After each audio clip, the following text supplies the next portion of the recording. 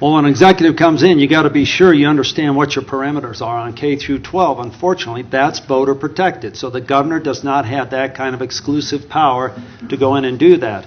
The budget itself, as I said earlier, is not set by the governor. That's why they call Colorado a governor-weak state, because in a lot of states, the governor controls the budget. Here, the legislature draws the budget through the Joint Budget Committee. And finally, a real problem, and this is one of the problems with our personnel system, we're one of two states in the country where our personnel system is actually in our Constitution. We even have bumping rights in our Constitution. So it's not so easy to stand up and say, well, we got 4,000 here and we're going to get rid of those people and these people. What you need to do is look at every state audit we've got, start with every agency, and not just look at personnel, because we're tied a little there. What you've got to do is look at everything from procurement on up. And I'll tell you one other thing. The rule number one, so they know coming into my office what we're not going to do. We're not going to raise taxes. We're going to have to tighten our belts. And it means not just the different cuts in the agencies. It means quick expansion of the job base, which will bring more revenue in.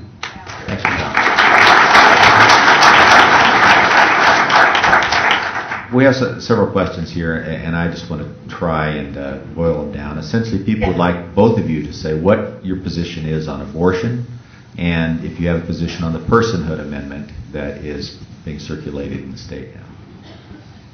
I agree with the personhood amendment. I'm pro-life. Okay.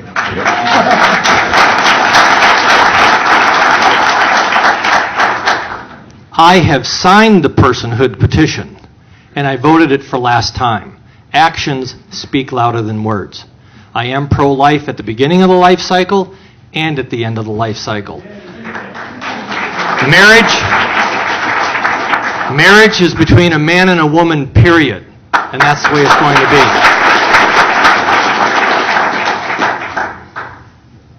That's it. Okay, thank you.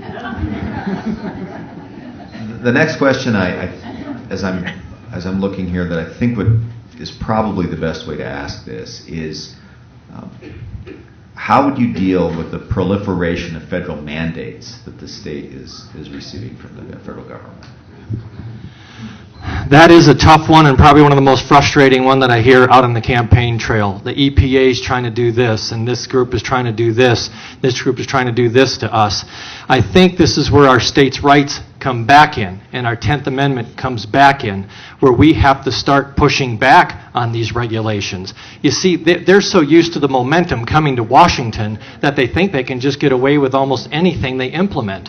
And we're going to have to say, you know what, we're going to push back on this regulation. We're going to call your bluff on this one. And you know what, they might just back down on a few things. You know, we're going to probably lose some. They're going to ram some things down our throats like they normally do.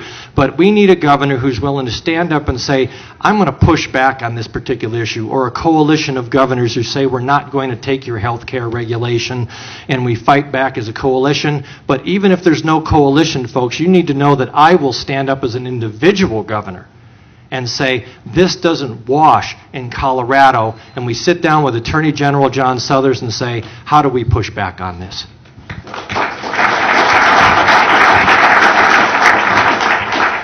When you talk about federal mandates, it's like looking on your radar and you have a bunch of incoming missiles. So the first two missiles, and the ones I think cause us the biggest threat, one is this health care, and the reason for that is that unfunded mandate that really is going to be crippling on our budget. The second thing for our livelihood out here is the public lands and the mandates they make and the regulations and the limited access. You know, when we recreate, that's how we try and go out here and protect our access out there and our resources, our highways, everything we have, all our water, for example. Water out here either originates, is stored, or comes across federal lands. And these mandates they're putting down on us and the different requirements, that's the closest incoming missile that we've got, and it will hit. Its core target is right here. So having background knowledge on public lands, what we can expect from our federal delegation, and understanding what it really means. Now, in eastern Colorado, they don't have many public lands. So, about half the state, we're going to have to say, hey, we're a little different out here. It's unique. That's why we need a rural person as governor of the state of Colorado.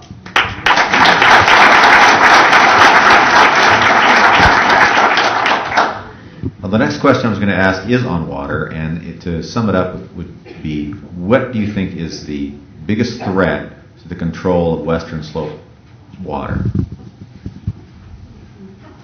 Well, I used to, as you know, I had the privilege of serving you as chairman of the Water Committee, of chairman of the Natural Resources, Agriculture, which is critical for our economics in this state, and water.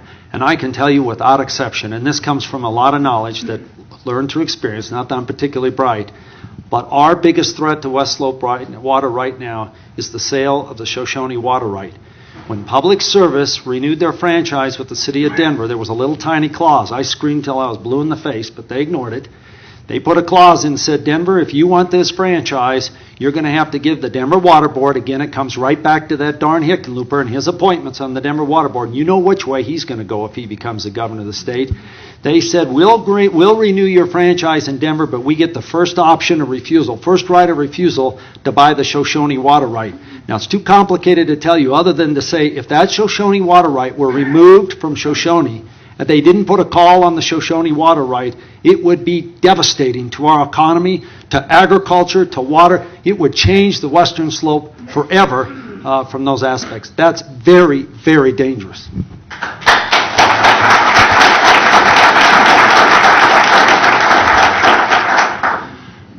Josh, you're hurting my ears, man. You're just killing me. You got to pull back a little bit, my friend. It's too obvious. Again, I've been all the four corners of the state, up and down the mountains and everywhere, and this is one time I'm really glad I don't live in Denver, because this state despises Denver's water needs. It despises how Denver just sucks water from everywhere around the state that it can try to.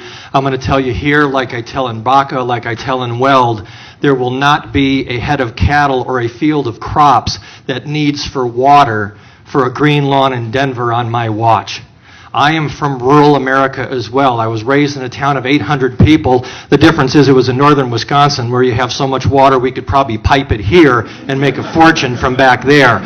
So, water is complex, but I've met with Chris Treese of the Colorado River Water Conservancy. I've met with his counterpart in the Uncompahgre River Basin. I've met with his counterpart in the Dolores River Basin. And I've been meeting with people on the Front Range trying to get a grasp on this water issue. We must store more water in this state. We must keep our water in this state and hold it tight. It is a profitable venture for us. I used to think the Colorado River driving out here was for kayaking. Now I just see dollar bills flowing down the mountain. So it's a difficult thing, but it's Denver's enormous thirst for water that causes the greatest pain, and they've got to start managing it better and conserving it better for everybody's benefit.